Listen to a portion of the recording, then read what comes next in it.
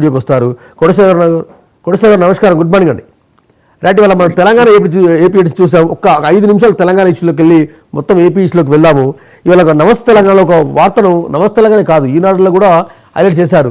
రోడ్డెక్కిన ప్రజాపాలన, agency చేతికి గ్యారంటీల data అని. ఈ వార్తను ఎట్లా చూస్తారు మీరు? అది ప్రైవేట్ ఏజెన్సీలకి డేటా ఇవ్వడం అనేటువంటిది ఇవాళ కొత్తగా జరుగుతుంది కాదు.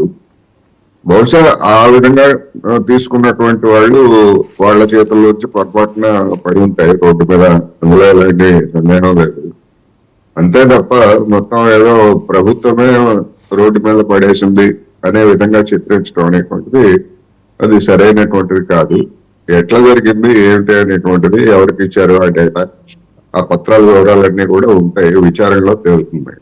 కానీ ఏదో రోడ్డు తీసుకొని మొత్తం చెత్తపుట్లో వేశారు, రోడ్డు మీద పడేశారు అనేది నా అభిప్రాయం ప్రకారం ప్రజాపాలన మీద తెలంగాణలో దరఖాస్తుల మీద ఒక రచ్చ జరుగుతున్న, ఒక చర్చ జరుగుతున్న నేపథ్యంలో ఒక్కసారిగా రోడ్డు మీద పడడం కొంత ఆందోళన కలిగించే పరిణామం కదా అని. డెఫినెట్ గా ఇప్పుడు చర్చ రచ్చ జరగడమే కాదు, మామూలు సాధారణ రోజుల్లో అయినా కానీ ఆ విధంగా నిర్లక్ష్యంగా వ్యవహరించడం అనేటువంటి దాన్ని మనం సమర్థించాల్సినటువంటి అవసరం లేదు. అది ప్రభుత్వ ఏజెన్సీ అయినా లేదా ప్రైవేట్ ఏజెన్సీ అయినా కానీ దాన్ని లేదు. కానీ ఏం జరిగింది, ఎట్లా జరిగింది అనేటువంటిది వెరిఫై చేసుకోవాలా, నిర్ధారించుకోవాలి, రెండు వైపులా ఉన్నటువంటి అభిప్రాయాలు తీసుకోవాలనేది నా అభిప్రాయం. రైట్, నెక్స్ట్ ఏపీ ఎడిషన్స్లోకి వెళ్దాము.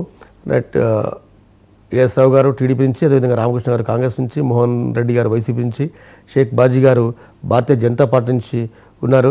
రైట్, మోహన్ రెడ్డి గారు నమస్కారం, గుడ్ మార్నింగ్.